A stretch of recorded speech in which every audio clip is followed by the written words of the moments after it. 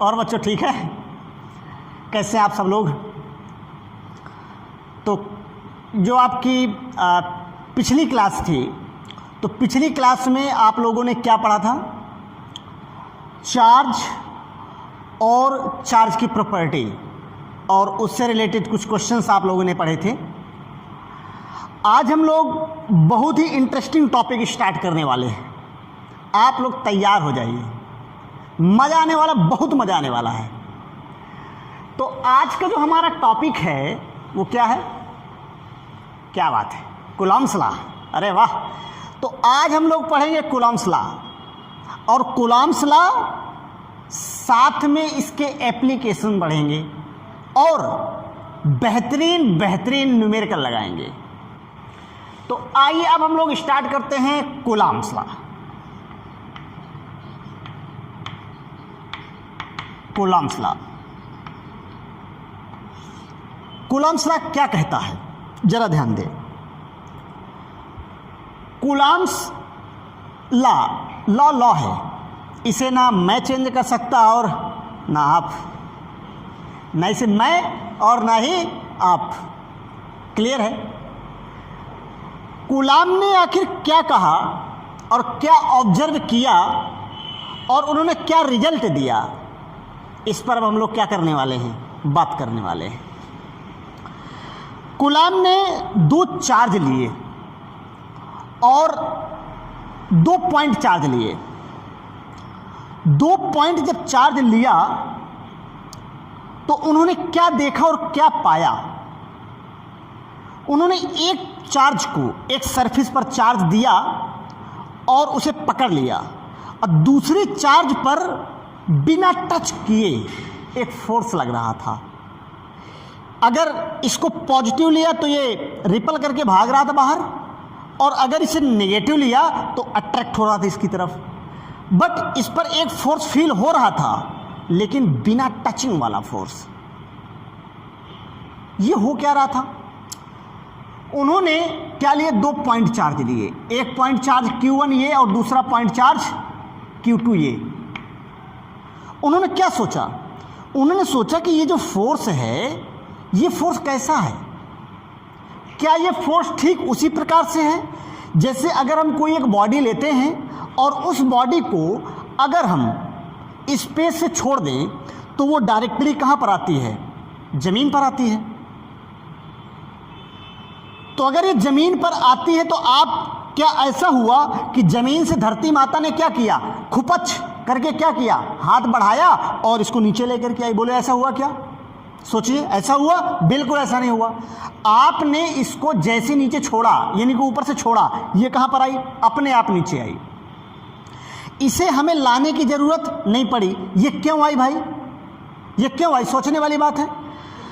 तो यहां पर हुआ क्या? इसको न्यूटन ने दे दिया था, इसका जो इक्वेशन है न्यूटन साहब ने दे दिया था, और न्यूटन साहब ने इसके बारे में बेहतरीन बताया था, जिसे आप क्लास 11th में पढ़ चुके हैं। क्या हुआ था यहाँ पर कि धरती माता ने एक फील्ड जनरेट करी थी, और उस फील्ड का क्या नाम था? उस फील्ड का नाम था ग्रेविटेशनल फील्ड। और अगर कोई बॉडी ग्रेविटेशनल फील्ड के आसपास होती है और अगर उसे स्पेस में क्या किया जाए? छोड़ दिया जाए, तो डायरेक्टली कहाँ पर आती है?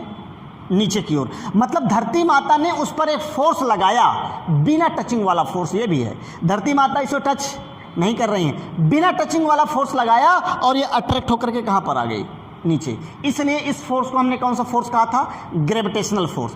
और इस पर फोर्स लगाया किसने? कौन सी फील्ड ने? ग्रेविटेशनल फील्ड ने।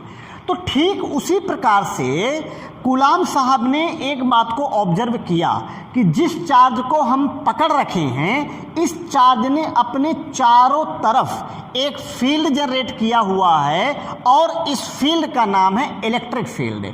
और अगर किसी इलेक्ट्रिक फील्ड में कोई एक चार्ज पार्टिकल रखते हैं तो उस पर एक फोर्स लगता है।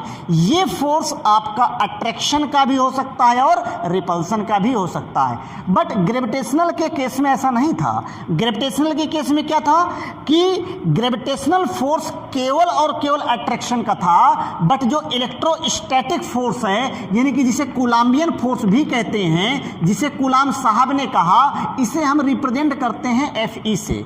यानी कि जो इलेक्ट्रोस्टैटिक फोर्स है, यानी कि कूलाम्बियन फोर्स है, ये फोर्स आपका कैसा अट्रैक्शन का भी हो सकता है और रिपल्सन का भी हो सकता है। समझिएगा, ये फोर्स आपका अट्रैक्शन का भी हो सकता है और रिपल्सन का भी हो सकता है। हमने आपको बताया था कि अगर दो सेम चार्ज हैं आपके पास में, पॉजिटिव पॉजिटिव या नेगेटिव नेगेटिव, अगर ये दो चार्ज हैं तो इनके बीच में जो फोर्स लगेगा वो कौन सा फोर्स लगेगा? ये फोर्स लगेगा रिपल्सन का। ये कैसा फोर्स लगेगा? रिपल्सन का फोर्स लगेगा, ऐसा। और अगर एक कैसी है, पॉजिटिव बॉडी है और एक कैसी है, नेगेटिव है, तो इनके बीच में किस प्रकार का फोर्स लगेगा? अट्रैक्शन का लगेगा। यानी कि जो सेम चार्ज हैं वो क्या करते थे? एक दूसरे को रिपल करते थे, और अनलाइक चार्ज थे वो क्या करते थे? एक दूसरे को अट्रैक्ट करते थे। गौर करिएगा। और इस फोर्स को हमने क्या कहा? इस फोर्स का हमने नाम दिया इलेक्ट्रोस्टैटिक फोर्स, या इसी को हम लोग बोलते हैं कूलाम्बियन फोर्स। कूलाम साहब ने कहा क्या? अब सारी चीजें ऑब्जर्व करने के बाद क्या कहा? उन्होंने कहा किन्हीं दो बिंदु आवेशों के बीच। अब ये बिंदु का मतलब क्या है? Point charge. हाँ, जो कूलाम्बियन फोर्स है वो पॉइंट चार्ज के लिए ही वैलिड है। किसके लिए वैलिड है? Point charge. इसके बारे में जब मैं आपको कुछ एप्लीकेशंस आपको बताऊंगा, उसमें मैं आपको सारी चीज़ें क्लियर करूंगा। ठीक है, आप बिल्कुल भी परेशान ना हो। ठीक है, आप बिल्कुल भी परेशान ना हो। हम आपको इसमें पूरी तरह से आपको एक एक पार्ट टू पार्ट क्लियर करके दिखाएंगे। फोर्स है तो जाहिर सी बात है ये वेक्टर क्वांटिटी है, तो इसमें मैग्नीट्यूड भी होगा और मैग्नीट्यूड के साथ साथ इसमें क्या होगी? डायरेक्शन भी होगी। बट अभी हम लोग जो यहाँ पर देखने वाले हैं वो सिर्फ क्या देखेंगे? मैग्नीट्यूड और डायरेक्शन, फिर हम आपको निकाल के दिखाएंगे। ओके, तो उन्होंने क्या कहा? किन्हीं दो बिंदु आवेशों के बीच लगने वाला आकर्षण व प्रतिकर्षण बल का मान। किन्हीं दो बिंदु आवेशों के बीच लगने वाले आकर्षण व प्रतिकर्षण बल का मान यानी कि F डायरेक्टली प्रोपोर्शनल होता है इन दोनों के मल्टीप्लाइकेशन के, यानी कि इन दोनों के गुणनफल के अनुक्रमानुपाती होता है। ठीक, और इनके बीच लगने वाला जो फोर्स है, ये फोर्स इनके बीच की दूरी के वर्ग के क्या होता है? व्युत्क्रमानुपाती होता है। इसे हमने क्या कहा? इक्वेशन फर्स्ट, और इसे हमने क्या कहा? Equation second. जब हम इक्वेशन फर्स्ट और सेकंड को एक साथ लिखते हैं तो इसे हम क्या लिख सकते हैं? F डायरेक्टली प्रोपोर्शनल हो जाएगा, ये क्या आएगा? Q1 इंटू Q2 बाई कितना हो जाएगा? R²। जब आप इस प्रोपोर्शनल का साइन हटाएंगे तो यहाँ पर एक कांस्टेंट आएगा, और ये कांस्टेंट वैल्यू क्या हो जाएगी? F is equal to 1/4 pi epsilon into Q1 into Q2 by क्या हो जाएगा? R²। तो ये किसका फॉर्मूला है? ये फॉर्मूला है आपका इलेक्ट्रोस्टैटिक फोर्स, यानी कि कूलाम्बियन फोर्स के नाम से भी हम इसको क्या करते हैं? जानते हैं। अब बात ये आती है कि जो हमने ये फॉर्मूला निकाला है ये कहाँ पर है? तो अभी इन दोनों चार्ज के बीच में क्या रखा था? इन दोनों के दोनों चार्ज के बीच में जो रखा था वो एयर रखा हुआ था। और हाँ, अभी जो हमने आपको निकाला है वो सिर्फ और सिर्फ मैग्नीट्यूड निकाला है। मैंने अभी आपको डायरेक्शन इसमें निकाल के नहीं दिखाया। डायरेक्शन बताऊंगा मैं जस्ट आपको इसके आगे। तो अभी इनके बीच में क्या रखा हुआ है? एयर। तो यानी कि अगर दो चार्ज हम लेते हैं और ये दो चार्ज कहां पर रखे हैं? एयर में। तो यहां पर जो दो आवेशों के बीच लगने वाला जो फोर्स है, ठीक है, वो ये आवेश अभी एयर में रखे हुए हैं। और अगर इन आवेशों के बीच कोई हम मीडियम रख देते हैं तो इनके बीच लगने वाले फोर्स पर क्या इफेक्ट पड़ता है? इतना तो हमने आपको बता ही दिया कि ये जो फोर्स है बिना टचिंग वाला फोर्स है। ये दोनों चार्ज एक दूसरे के टच में नहीं भी आएंगे तो भी ये चार्ज इस पर फोर्स लगाएगा, और ये चार्ज भी इस पर फोर्स लगाएगा। जितना फोर्स ये वाला चार्ज इस पर लगाएगा, ठीक उतना ही फोर्स ये वाला चार्ज भी इस पर लगाएगा। ये बाकी चीजें मैं आपको आगे करके दिखाने वाला हूं। तो जैसा मैंने अभी आपको क्या बताया कि ये बिना टचिंग वाला फोर्स है। अब जैसे मान लीजिए ये बॉडी है आपकी, ये बॉडी है, इस बॉडी को अगर मुझे डिस्प्लेसमेंट करना है तो मुझे एक फोर्स लगाना पड़ेगा, बट इस पर जो मैं फोर्स लगाऊंगा वो कौन सा फोर्स है? टचिंग वाला। देखिए जब मैं इसको टच करके आगे की ओर फोर्स लगा रहा हूं तब ये इसमें डिस्प्लेसमेंट आ रहा है, बट इसके केस में ऐसा नहीं है। यहां पर ये चार्ज पार्टिकल एक दूसरे को टच भी नहीं करते और इनमें फोर्स भी लग रहा है। ओके, अब देखिए अगर हम इनके बीच में कोई मीडियम डाल दें तो क्या होगा? अगर हम इनके बीच में क्या डाल दें, कोई मीडियम डाल देते हैं तो क्या होगा? देखिए, तो मान लीजिए एक चार्ज आपका ये है और एक चार्ज आपका ये है, इसका नाम Q1 और ये क्या है आपका Q2, इनके बीच की डिस्टेंस R है। अब हमने किया क्या, यहां पर K परावैद्युतांक का कोई माध्यम रख दिया। उस मीडियम में आपका कुछ भी हो सकता है, उस डाइलेक्ट्रिक में आपका कुछ भी हो सकता है। मान लीजिए वाटर हो सकता है, ऑयल हो सकता है, कोई मेटेलिक रॉड हो सकती है। तो अगर इनके बीच में ये सारी चीज़ें रखते हैं तो फोर्स में क्या इफेक्ट आता है और वो फोर्स कितना होगा, आइए अब हम लोग देखते हैं। अगर मैं इनके बीच में कोई एक क्या रख देता हूं, डाइलेक्ट्रिक डाल देता हूं, तो फोर्स क्या हो जाएगा? इस फोर्स को आप मीडियम वाला फोर्स कहेंगे, Fm से रिप्रेजेंट करेंगे। और Fm इक्वल टू कितना हो जाएगा? 1/4 पाई एप्सिलॉन नॉट इंटू कितना हो जाएगा? Q1 इंटू Q2 बाई कितना हो जाएगा? R² और इंटू 1/K। अब आप इसको इस प्रकार से भी लिख सकते हैं, Fm इक्वल टू हो जाएगा 1/4 pi epsilon naught into 1/K into Q1 into Q2 by कितना हो जाएगा? R²। तो ये वाला जो फॉर्मूला आपका निकल के आया है इसे हम लोग क्या कहते हैं? ये मीडियम वाला फार्मूला है। अब कई बार ऐसा होता है कि आपसे कह दिया जाता है कि दो चार्ज पहले एयर में रखे थे और अगर इनके बीच में K परावैद्युतांक का कोई माध्यम भर दिया जाए तो फोर्स में क्या इफेक्ट पड़ेगा। तो उसके लिए फोर्स में क्या इफेक्ट पड़ेगा, तो आइए हम रिलेशन निकाल देते हैं कि मीडियम में लगने वाले फोर्स और एयर में लगने वाले फोर्स में क्या रिलेशन है, उसको आइए देखते हैं। मान लीजिए ये क्या है आपका FA यानी कि एयर में लगने वाला फोर्स, और ये क्या हो जाएगा? 1/4 पाई एप्सिलॉन नॉट इंटू कितना हो जाएगा?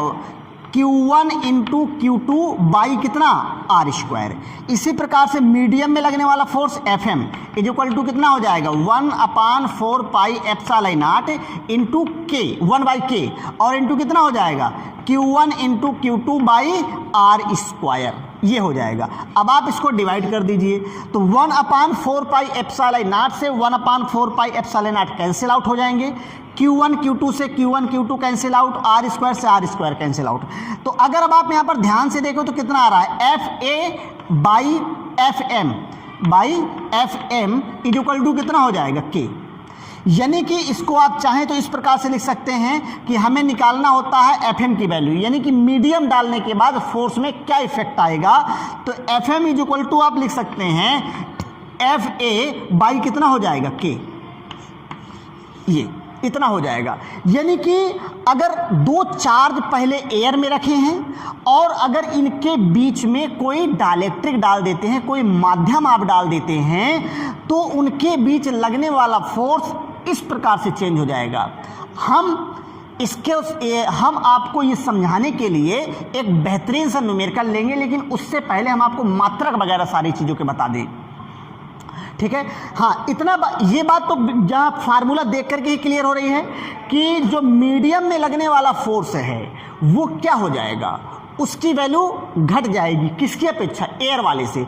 चूंकि मैं आपको बता दूं जो K है परावैद्युतांक है, यानी कि माध्यम का परावैद्युतांक जाहिर सी बात है ज़्यादा होता है एयर की अपेक्षा, एयर का और वैक्यूम का, इसको हम लोग 1 लेते हैं। यानी कि जो वैक्यूम है इसको 1 लेते हैं और जो एयर होता है ये 1.00001 होता है। इतना, ये एयर का है और ये वैक्यूम का है। और इसके बाद चाहे जिसका ले वाटर का लेते हैं तो 80 के आसपास होता है। अगर हम कोई डायलेक्ट्रिक यानी कि कोई अगर मेटेलिक बॉडी लेते हैं उसका इनफाइनाइट होता है। तो इस प्रकार से के की वैल्यू अलग अलग होती है और सबसे कम किसकी, वैक्यूम या एयर की होती है। तो एयर में ही फोर्स क्या लगेगा सबसे ज़्यादा, क्योंकि जो के है वो कहाँ पर है, अपान में है। ओके, आइए अब हम लोग देख लेते हैं इनके क्या मात्रा के। सबसे पहले हम लोग इनके यूनिट पर चर्चा कर लेते हैं। यूनिट है, डायमेंशन है, इन सारी चीज़ों पर हम लोग क्या कर लेते हैं, डिस्कशन कर लेते हैं। और इसके बाद फिर हम आपको एक बेहतरीन न्यूमेरिकल के द्वारा सारी चीज़ों को समझाते हैं। गौर करिएगा, हमको यहाँ पर दिया गया F is equal to 1/4 pi epsilon naught into Q1 into Q2 by कितना आया, R स्क्वायर। ठीक है, और यहाँ पर 1/k भी ले लीजिए, इसकी भी आप गणना कर लेते हैं। ठीक है, अगर ध्यान से देखें तो ये क्या है, फोर्स है, और इस फोर्स का नाम है इलेक्ट्रोस्टैटिक फोर्स। इस फोर्स को हम कूलम्बियन फोर्स भी कहते हैं। अच्छा, SI पद्धति में इसका मात्रक क्या हो जाएगी, यानी कि इसकी SI यूनिट क्या होगी, SI यूनिट हो जाएगा न्यूटन। क्या हो जाएगा, न्यूटन। अगर आपसे कहा जाए चलिए इसकी CGS यूनिट क्या हो जाएगी, तो CGS यूनिट इसकी हो जाएगी डाइन।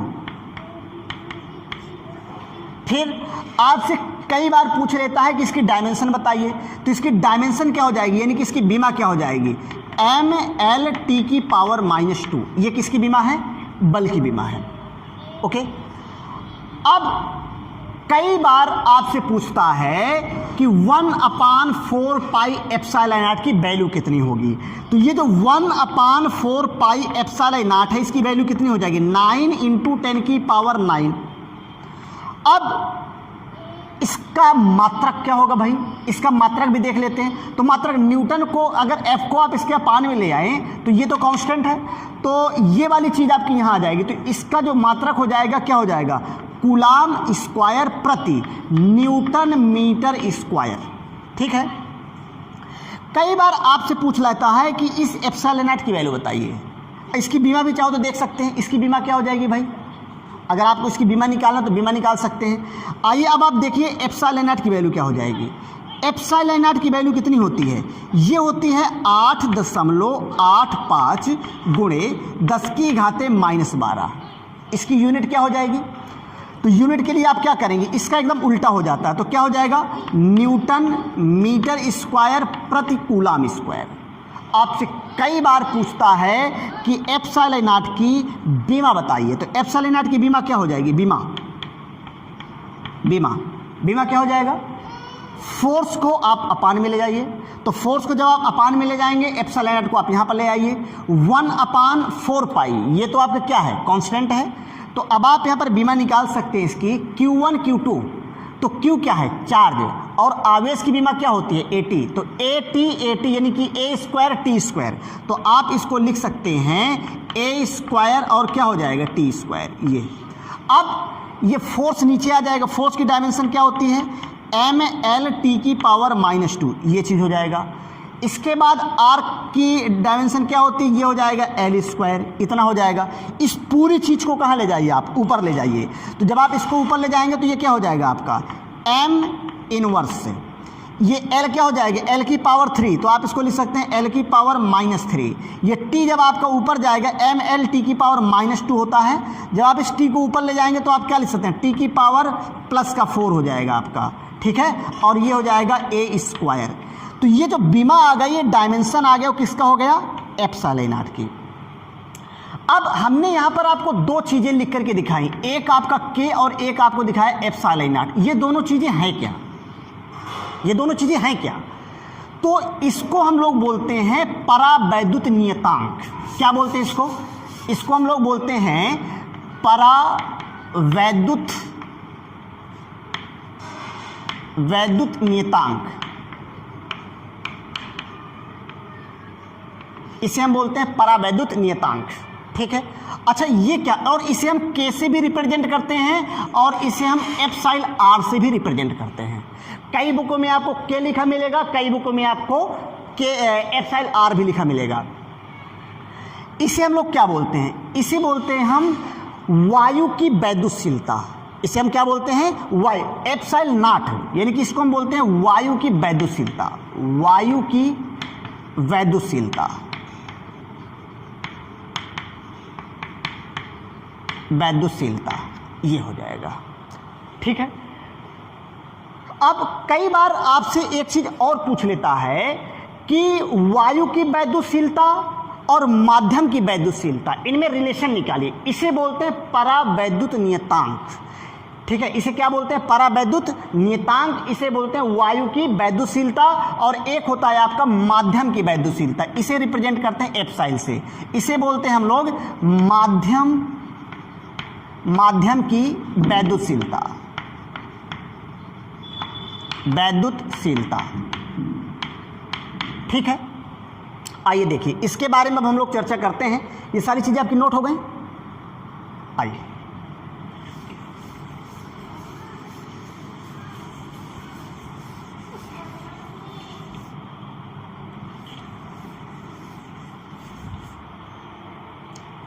अगर आप कूलाम्बियन फोर्स पर चर्चा करें तो कूलाम्बियन फोर्स में एक एयर के लिए था और एक मीडियम के लिए था।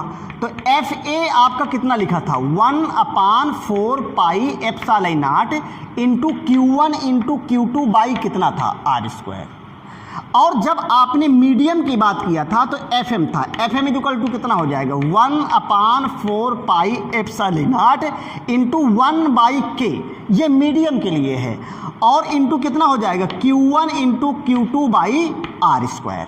गौर करिएगा, ये जो मीडियम के लिए है आप इसको इस प्रकार से भी लिख सकते हैं, F M is equal to 1/4 pi epsilon, केवल एप्सिलॉन नॉट नहीं लिखना है तो आप इसको हटा दीजिए, बट फिर आपको के भी लिखने की जरूरत नहीं है, क्योंकि एप्सिलॉन और एप्सिलॉन नॉट इंटू के की जगह ही आपका एप्सिलॉन लिखा गया है। और फिर आप इसको क्या लिख सकते हैं, Q1 into Q2 by R²।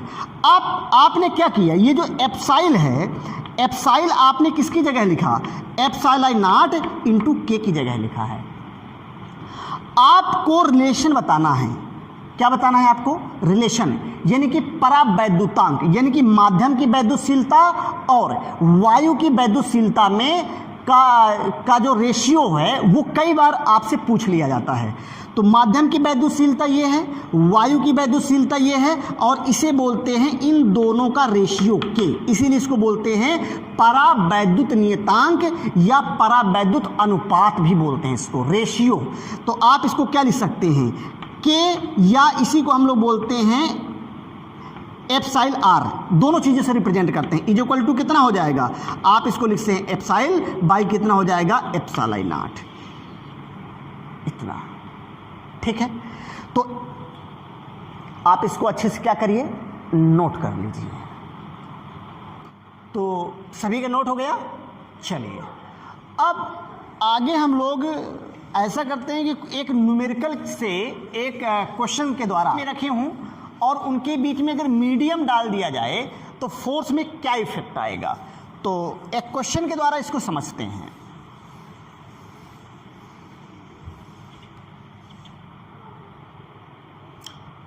अब आप गौर करिएगा, यहां पर मान लीजिए कि दो चार्ज हैं, एक चार्ज Q1 ये है और Q2 आपका ये है, ठीक है, और इनके बीच की दूरी R है।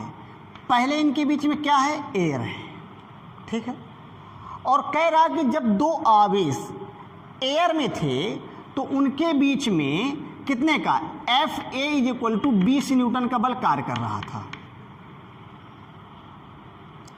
और अगर हम इनके बीच में वाटर डाल दें, Q1 Q2, अगर हम इनके बीच में वाटर डाल दें, भर दें इस प्रकार से, तो फोर्स में क्या इफेक्ट पड़ेगा, इन दो चार्जेस के बीच लगने वाले फोर्स में क्या इफेक्ट पड़ेगा।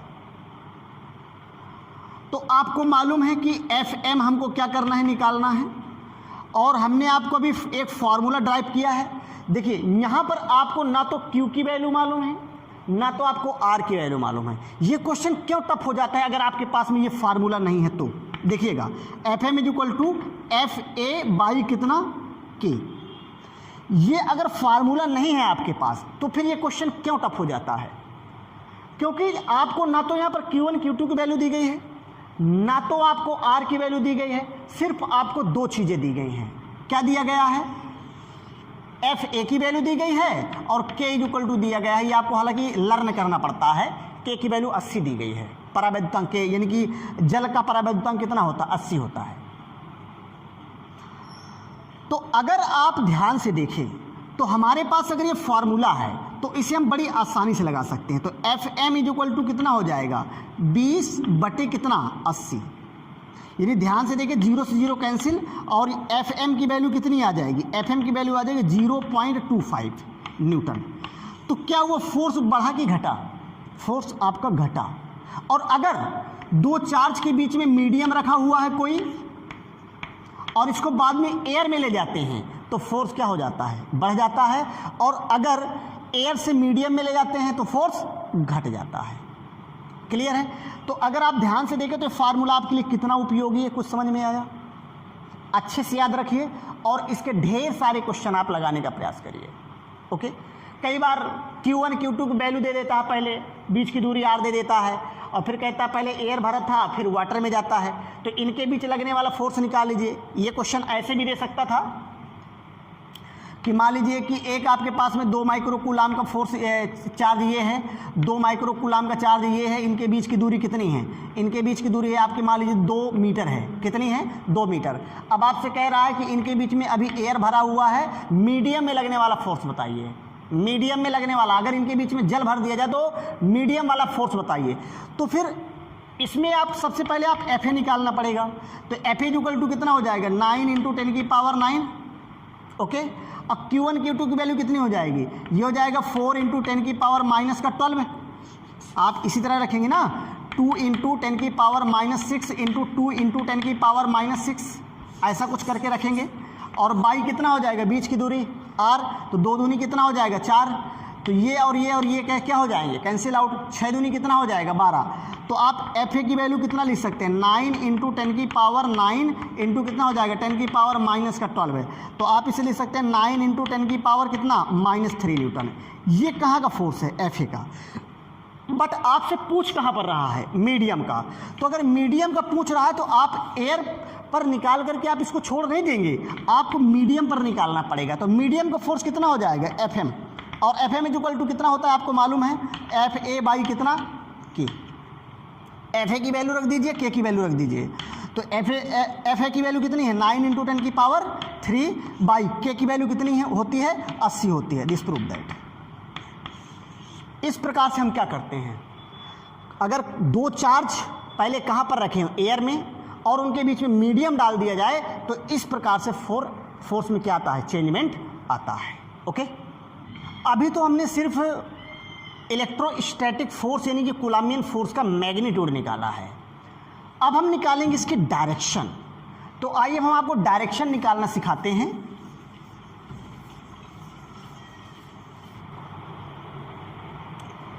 मान लीजिए आपके पास में एक चार्ज ये है प्लस का Q1 और दूसरा चार्ज है आपके पास में यहाँ का प्लस का Q2 है। ओके, और इनके बीच की जो दूरी है वो कितनी है? R है। ठीक, इसी प्रकार से यहाँ पर हमने ले लिया एक चार्ज है, पॉइंट चार्ज प्लस का Q1 और यहाँ से कुछ दूरी पर हमने लिया माइनस का Q2 और बीच की दूरी कितनी है? R है।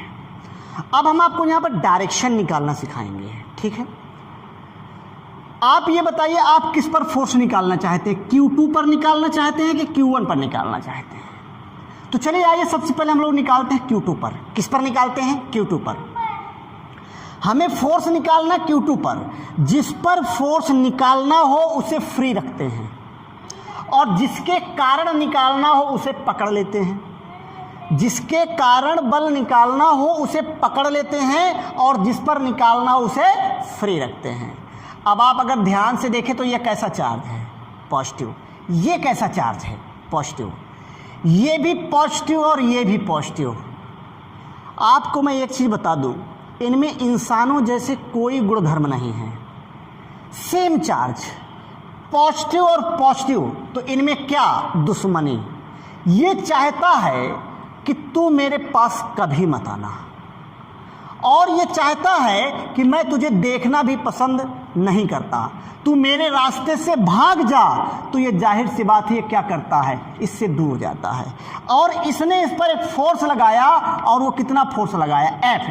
किस पर लगाया, 2 पर, तो F2।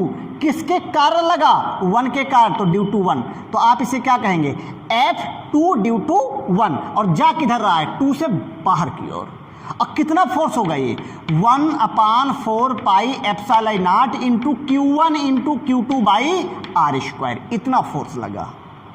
ठीक, अब आपको किसके कारण, 2 के कारण फोर्स निकालना है, किस पर, 1 पर। तो जिसके कारण बल ज्ञात करना हो उसे पकड़ लेते हैं, और जिस पर ज्ञात करना हो उसे फ्री रखते हैं।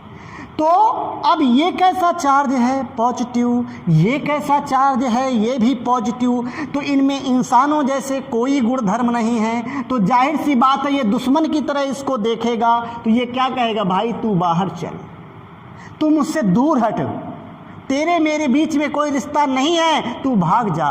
तो ये अपना भाग जाता है। और इस पर जो इसने फोर्स लगाया वो कितना लगाया, F1 पर लगाया, तो F1। किसने लगाया, 2 ने लगाया, तो due to 2 is equal to कितना हो जाएगा, 1/4 pi epsilon naught into Q1 into Q2 by R²। अब अगर आप यहाँ पर ध्यान से देखें तो आपको हम एक चीज बता दें कि दोनों फोर्स के मैग्नीट्यूड सेम हैं। इस फोर्स का मैग्नीट्यूड और इस फोर्स का मैग्नीट्यूड, दोनों के मैग्नीट्यूड सेम है, बट अगर ध्यान से देखें दोनों की डायरेक्शन अपोजिट है। अब इस पर भी देख लेते हैं। जब दोनों चार्ज अपोजिट हो तो आइए 1 के कारण सबसे पहले 2 पर फोर्स निकालते हैं। तो जिसके कारण बल ज्ञात करना हो उसे पकड़ लेते हैं, और जिस पर ज्ञात करना हो उसे फ्री रखते हैं। ये पॉजिटिव, ये नेगेटिव, प्रेम की दुश्मनी, प्रेम। इसने कहा मैं तुझे बहुत चाहता हूँ, तू जरा मेरे पास आ। इसने कहा बिल्कुल, मैं आपके पास ही, हाँ। तो ये इसकी ओर क्या, अट्रैक्ट होकर के इसके पास चले आए दौड़ते हुए। अब इसने जो इस पर फोर्स लगाया वो कौन सा लगाया, F किस पर लगाया, 2 पर। किसने लगाया, 1 ने। तो आप क्या कहेंगे, F2 ड्यू टू 1। क्लियर है। अब इस फोर्स का नाम क्या है, F2 due to 1 is equal to 1/4 pi epsilon naught into Q1 into Q2 by कितना हो जाएगा, R²। अब 2 के कारण 1 पर भी फोर्स देख लिया जाए। तो जिसके कारण बल ज्ञात करना हो उसे पकड़ लेते हैं, और जिस पर ज्ञात करना हो उसे फ्री रखते हैं। इसने भी वही कहा। इसने क्या कहा इससे, कि तुम मेरे पास आओ, मैं तुझे बहुत चाहता हूँ। इन दोनों में एक बहुत अटूट प्रेम है, और इसके प्रेम के कारण ही ये इसके और बड़ी तेजी के साथ जाने लगा। अब इसके प्रेम में पागल होकर के ये इसकी ओर गया, और इसने कौन सा प्रेम लगाया, इसने जो प्रेम लगाया, इसने इस पर प्रेम लगाया। किस पर लगाया, 1 पर। किसने लगाया, 2 पर। तो इस पर जो फोर्स लगा, क्या लगा, F1 ड्यू टू 2। अब इसका मैग्नीट्यूड कितना हो जाएगा, F1 due to 2 is equal to 1/4 pi epsilon naught into Q1 into Q2 by R²।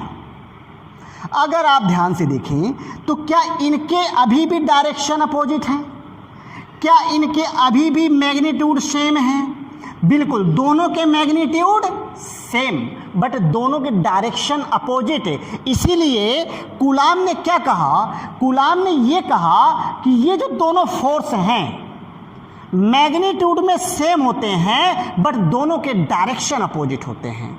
दोनों के magnitude same but direction opposite. तो क्या अगर आपको कुछ कुछ याद आ रहा हो, 11th वाली बात है, न्यूटन ने क्या कहा था, न्यूटन ने ये कहा था कि न्यूटन का तीसरा नियम क्या था, क्रिया के बराबर प्रतिक्रिया होती है। तो क्या यहाँ पर एक्शन रिएक्शन लॉ लग रहा है, नियम लग रहा है बिल्कुल। तो इसमें न्यूटन का तीसरा नियम भी लगता है, क्रिया प्रतिक्रिया का नियम। प्रत्येक क्रिया के बराबर प्रतिक्रिया होगी, यानी आप इसको लिख सकते हैं F1 due to 2 is equal to with minus sign F2 due to 1। प्रत्येक क्रिया के बराबर क्या होगी? प्रतिक्रिया। तो इस प्रकार से हम इसका डायरेक्शन निकाल सकते हैं, ये इसकी एक प्रॉपर्टी भी हो जाती है। ओके, नोट करिए। अब कूलम्बियन फोर्स के संबंध में हम आपको एक महत्वपूर्ण बात और बता रहे हैं, इसको भी आप याद रखिएगा। और इसके बाद फिर हम आपको कुछ न्यूमेरिकल कराते हैं, कुछ प्रॉब्लम्स हो जाएंगी।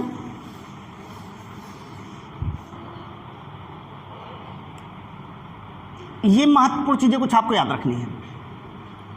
अगर दो बल परिमाण में बराबर हो, अगर दो बल परिमाण में बराबर हो, यानी कि ये F और ये भी F, और इनके बीच का एंगल कितना हो? 60 हो, तो इनका जो नेट फोर्स है वो इसके बीचों बीच कुछ इस प्रकार से जाएगा, और ये F नेट की वैल्यू कितनी होगी? F net is equal to हो जाएगा √3F।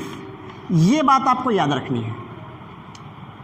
और अगर दो बल परिमाण में बराबर हैं, ये भी F और ये भी F, दोनों बल बराबर हैं, और इनके बीच का एंगल अगर कितना है? 90 अंश है, तो इनका जो परिणामी है वो इसके बीचों बीच इस प्रकार से जाएगा, और इसका नाम आप रखेंगे F नेट, और F net is equal to कितना हो जाएगा? √2F, इतना हो जाएगा। और अगर दो बल परिमाण में बराबर हैं और उनके बीच का एंगल 120 अंश है, इस प्रकार से ये दो बल परिमाण में बराबर और इनके बीच का एंगल 120 अंश है, ठीक है, तो यहाँ पर जो F नेट होगा वो इनके बीचों बीच जाएगा, और F net is equal to क्या हो जाएगा? कोई एक बल। ये आपको याद रखना है। इसका आपका जो यूज है वो न्यूमेरिकल लगाने में बहुत आसानी से इनके आंसर, इनका जो यूज है वो न्यूमेरिकल में आपको बहुत ज़्यादा मिलने वाला है। ओके, आइए अब हम कुछ प्रॉब्लम्स देखते हैं।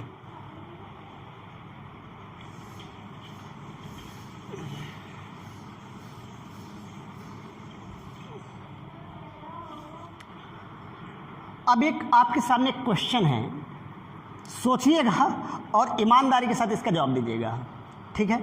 सोचिए। हमने ये जेईई में पूछा गया, हालांकि क्वेश्चन है, अब बहुत आसान क्वेश्चन, मैं आपको ऑप्शन नहीं दूंगा, आंसर आप बताएंगे इसका। दो आपके पास में पॉइंट चार्ज हैं, एक का नाम Q1 है, एक का नाम Q2 है, और इनके जो बीच की डिस्टेंस है वो 1 मीटर है। आपसे कह रहा है कि Q1 और Q2 के बीच लगने वाला मिनिमम फोर्स आपको बताना है। मिनिमम फोर्स कितना लगेगा? सोचिए आप, इन दोनों के बीच में मिनिमम फोर्स कितना लगेगा? चलिए आइए देखते हैं। आपको मालूम है कि F इज इक्वल टू क्या होता है? 1/4πε0 into Q1 into Q2 by क्या? R²। ये इसी चीज को अपन K भी लिख सकते हैं, K। तो अगर इस फोर्स में देखें तो यहां पर हमारे पास में दो चीजें क्या है? कांस्टेंट। एक क्या है? K कांस्टेंट है, और दूसरा आपको R भी फिक्स कर दिया गया है 1 मीटर। अब आपसे पूछ रहा है कि इनके बीच में कितना मिनिमम, कम से कम फोर्स लगेगा। तो अगर हमें चार्ज की स्मॉलेस्ट वैल्यू मिल जाए तो हमारा काम बन जाएगा। और आपको मालूम है कि चार्ज की स्मॉलेस्ट वैल्यू क्या होती है? E। बताया था ना मैंने आपको, चार्ज में चार्ज की सबसे स्मॉलेस्ट वैल्यू क्या होती है? E होती है। तो यहाँ पर जो फोर्स हो जाएगा, मिनिमम फोर्स, वो कितना हो जाएगा? K, और E1 इंटू E2 तो क्या हो जाएगा? E²। This proof that. बहुत आसान क्वेश्चन था। चलिए एक क्वेश्चन मैं और आपके सामने रखता हूँ, गौर करिएगा। मान लीजिए एक चार्ज यहाँ पर है, एक चार्ज आपका यहाँ पर है, इसका नाम है Q1 और इसका नाम क्या है? Q2। ठीक है, इसका नाम क्या है? Q1 और इसका नाम Q2 है, और इनके बीच की डिस्टेंस हमने कह दी R है। ठीक है। और ये आपका हमने कह दिया चलो भाई ये है आपका 2 kg का है और ये आपका 4 kg का है। ये इधर की ओर 10 मीटर पर सेकंड से जा रहा है, तो आपको ये दोनों ही पॉजिटिव हैं, तो आपको ये बताना है कि इस पर इधर की ओर कितनी वेलोसिटी होगी। आपको v2 की वैल्यू बतानी है। अगर ये v1 है तो आपको v2 की वैल्यू बतानी है। आपको जब चार्ज की प्रॉपर्टी पढ़ाई गई तो चार्ज की प्रॉपर्टी में आपको बताया गया कि जो चार्ज है उसका संवेग क्या रहता है, कांस्टेंट रहता है, नियत रहता है। तो अगर ध्यान से देखिए जितना मोमेंटम इसका होगा क्या उतना मोमेंटम इसका होगा, जितना मोमेंटम इसका होगा ठीक उतना मोमेंटम इसका भी होगा। तो आप क्या लिख सकते हैं m1 v1 is equal to क्या हो जाएगा m2 v2 हो जाएगा। इसको v2 माने तो इसे v1 मान लीजिए। तो अगर ध्यान से देखें तो m1 की वैल्यू कितनी है 2 किलोग्राम और v1 अपन को क्या करना है निकालना है, वो v2 क्या करना है m1 v1। तो m1 की वैल्यू कितनी है 4 और v1 की वैल्यू कितनी है 10 और m2 की वैल्यू कितनी है 2 और v2 की वैल्यू कितनी है निकालनी है। तो हमें क्या चाहिए, हमें क्या चाहिए, हमें चाहिए v2। क्या चाहिए हमको v2। तो v2 की वैल्यू कितनी हो जाएगी v2 इक्वल टू हो जाएगा 20 मीटर प्रति सेकेंड। क्लियर है। अब हम आपको कूलाम के नियम से संबंधित कुछ आपको इम्पॉर्टेंट फैक्ट बताएंगे। तो आप इसे ज़रूर बहुत अच्छे से समझने का प्रयास करिएगा क्योंकि इससे बहुत सारी प्रॉब्लम आपकी क्या होंगी सॉल्व होंगी।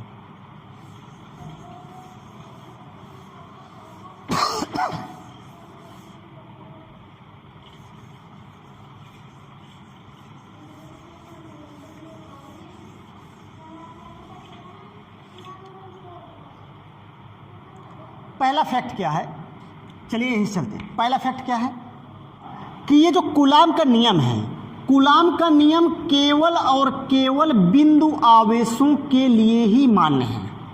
यानी कि कूलाम का जो नियम है वो बिंदु आवेशों पर ही लागू होता है।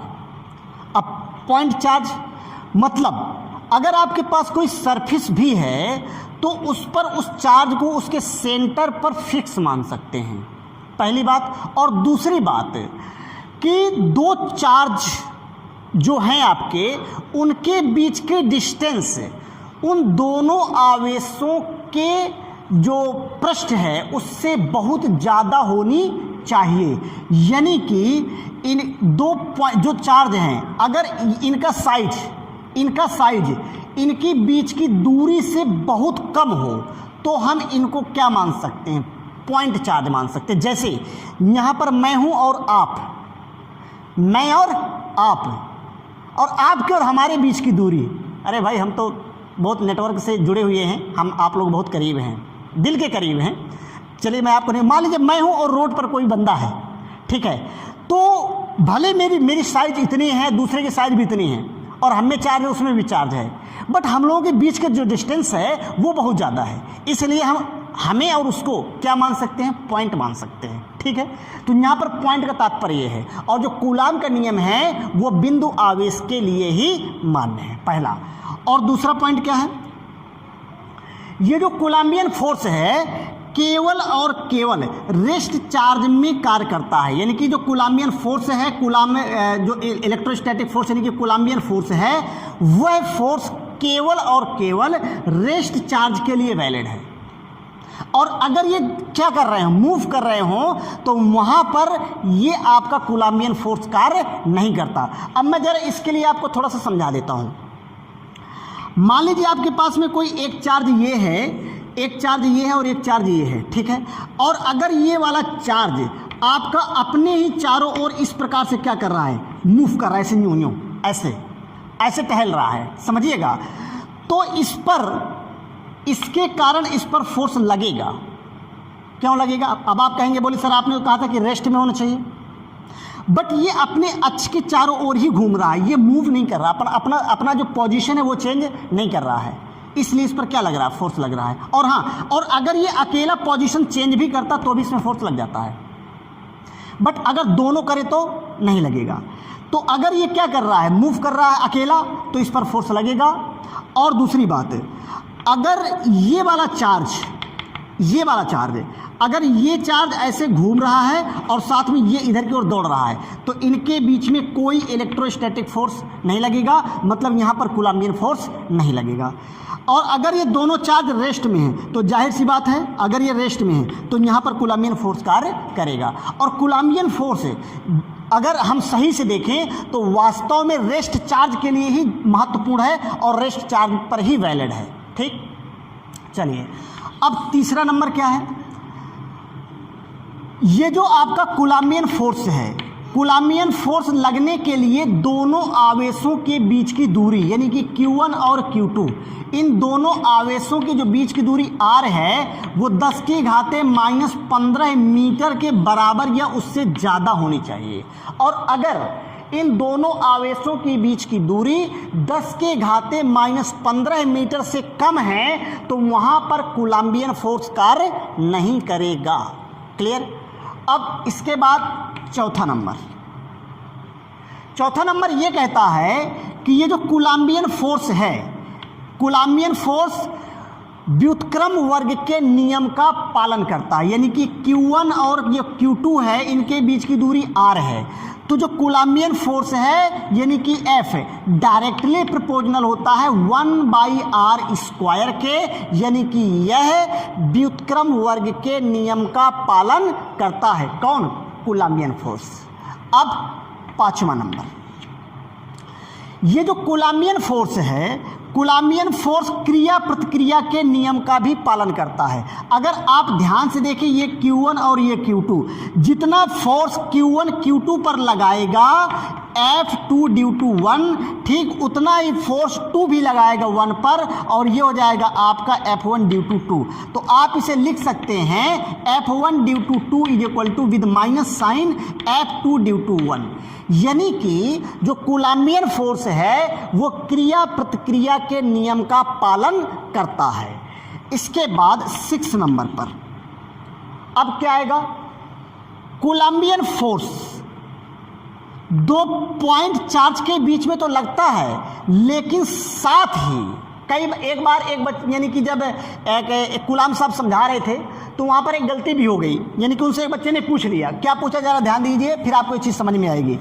हुआ क्या, कूलाम ने कहा कि किन्हीं 2 बिंदु आवेशों के बीच लगने वाला जो फोर्स है वो मैग्नीट्यूड में क्या होते हैं, इक्वल होते हैं, बट दोनों डायरेक्शन में अपोजिट होते हैं। तो उस बच्चे ने कहा कि बोले सर ये चार्ज Q1 है और ये चार्ज ये Q2 है, ये एक्शन रिएक्शन यानी कि क्रिया प्रतिक्रिया के नियम का पालन करता है। तो बोले और ये मैग्नीट्यूड में सेम होते हैं। तो बोले सर एक फोर्स इधर लगेगा और एक फोर्स इधर लगेगा। बोले सही है क्या, यहाँ पर भी तो दोनों के मैग्नीट्यूड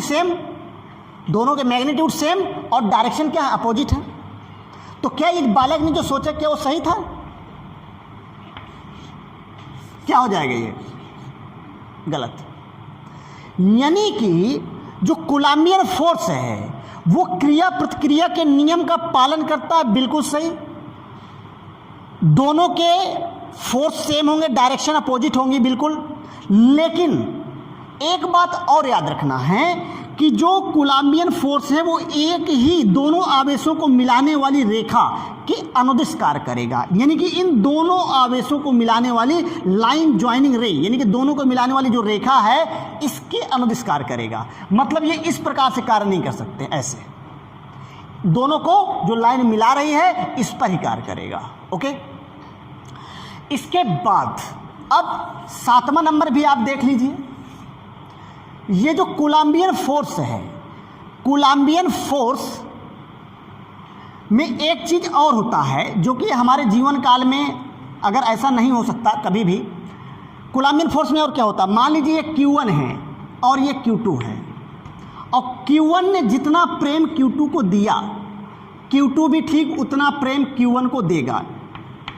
इसने इसको कितना प्रेम दिया, इतना दिया, और इसने इसको कितना दिया, और दोनों क्या हैं, इक्वल। मेरे कहने का मतलब ये है कि 2 आवेशों के बीच लगने वाला बल पर कोई इफेक्ट नहीं पड़ता अगर इनके आसपास कोई तीसरा आवेश आ जाए। लेकिन भैया रियल लाइफ में ये चीज़ संभव नहीं है। अगर दो लोगों के बीच में, अगर जैसे इसने इसको प्रेम दिया और एक अगला आकर के ये भी इसको प्रेम देने लगे और फिर भी ये अपने प्रेम में इसमें कोई कटौती ना करे, यानी कि इसको कोई जलन नहीं हो रही है, ये ऐसा रियल लाइफ में संभव नहीं है। तहलका मच जाएगा, दुनिया उजड़ जाएगी, उसका पूरा का पूरा इतिहास बदल जाएगा। लेकिन इस केस में ऐसा होने वाला नहीं है। यहाँ पर क्या हो रहा है, यहाँ पर F2 को कोई इफेक्ट नहीं पड़ता कि इसको F3 भी प्रेम दे रहा है, यानी कि इन दोनों के बीच लगने वाले बल पर कोई प्रभाव नहीं पड़ता। अगर ये इसको भी फोर्स देना शुरू करे, हाँ इस पर नेट फोर्स बढ़ जाएगा, इस पर नेट फोर्स बढ़ जाएगा, लेकिन जितना फोर्स ये इसको दे रहा था वो देता रहेगा, साथ में ये भी देना शुरू हो जाएगा। तो इसमें क्या कहा गया कि दो आवेशों के बीच लगने वाला बल तीसरे आवेश के आ जाने पर कोई इफेक्ट नहीं पड़ता। क्लियर है? तो आप इन सारे तथ्यों को बहुत अच्छे से क्या करिएगा, नोट करिएगा और इनको एक एक चीज आप समझ लीजिएगा। ओके, चलिए अब कुछ प्रॉब्लम हम लोग सॉल्व कर लेते हैं।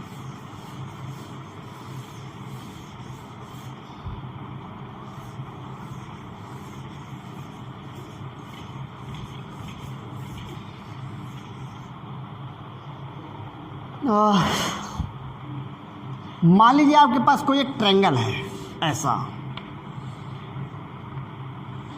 कोई एक ट्रायंगल है, ये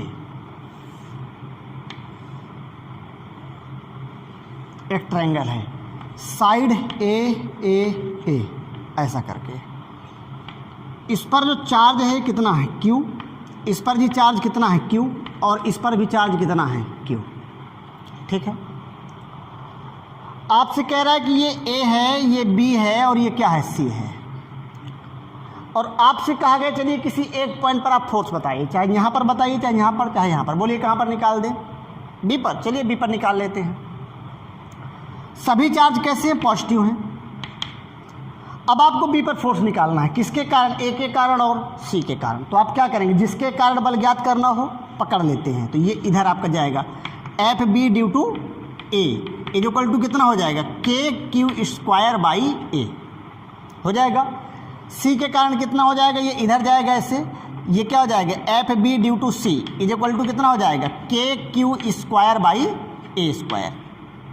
ये अच्छा, चूंकि ट्रेंगल है और सभी की साइड सेम है, इसलिए ये एंगल कितना होगा, सभी एंगल कितने होंगे 60 के।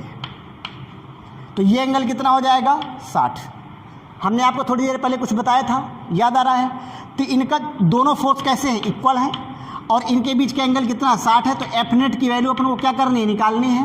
तो F net is equal to कितना हो जाएगा, F net is equal to √3f। तो एफ √3, तो ये कितना हो जाएगा, ये हो जाएगा √3 और एफ की वैल्यू रख दीजिए कितना, के Q square by A square. This prove that. बहुत आसान है। अब देखिए मैं आपको एक क्वेश्चन और एक क्वेश्चन और लेते हैं और देखते हैं उसको। हो गया,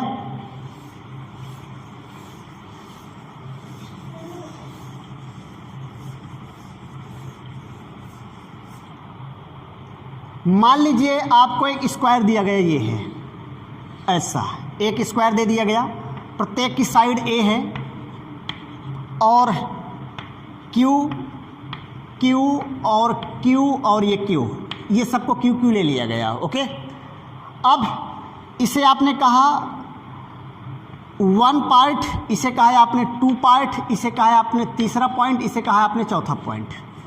चलिए हमने कहा चलो भाई 2 पर फोर्स निकाल लीजिए, किसी पर भी निकालना है निकाल सकते हैं आप, कोई दिक्कत नहीं है। और आपने कहा चलिए 2 पर निकालना, तो चलिए हम 2 पर निकाल लेते हैं।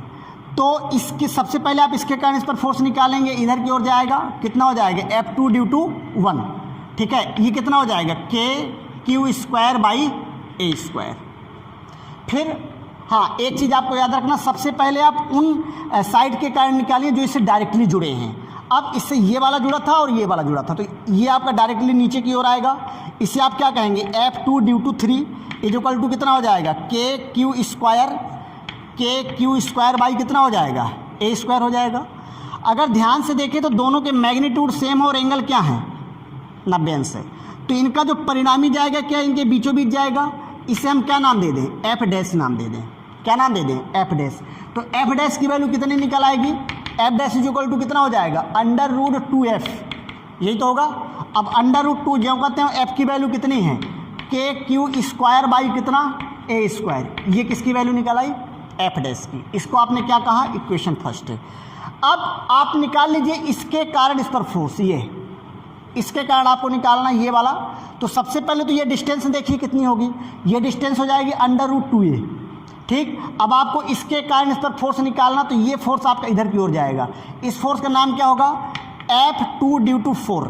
तो F2 ड्यू टू 4 की वैल्यू निकालिए, F2 ड्यू टू 4 कितना हो जाएगा, ये हो जाएगा के क्यू स्क्वायर बाई बीच की डिस्टेंस कितनी है, 2a का स्क्वायर, तो कितना हो जाएगा, √2a का स्क्वायर। तो आप इसे क्या लिख सकते हैं, के Q square by 2a square. ये क्या है आपका, F2 ड्यू टू 4। अब अगर ध्यान से देखें तो वेक्टर में आपने पिछले साल पढ़ा था कि अगर दो वेक्टर एक ही डायरेक्शन में तो डायरेक्टली क्या हो जाते हैं, वो ऐड हो जाते हैं। तो अब आप इनको क्या कर सकते हैं, ऐड कर सकते हैं। तो F net is equal to कितना हो जाएगा, एफ डैश प्लस कितना हो जाएगा, F2 ड्यू टू 4। वैल्यू उठा के रखिए। तो एफ डैश की वैल्यू कितनी है, एफ डैश की वैल्यू आपकी ये है √2 के Q square by A square plus यहाँ पर F2 ड्यू टू 4 की वैल्यू कितनी है, ये कितना है, के क्यू स्क्वायर बाई कितना हो जाएगा, 2a का स्क्वायर, इतना हो जाएगा।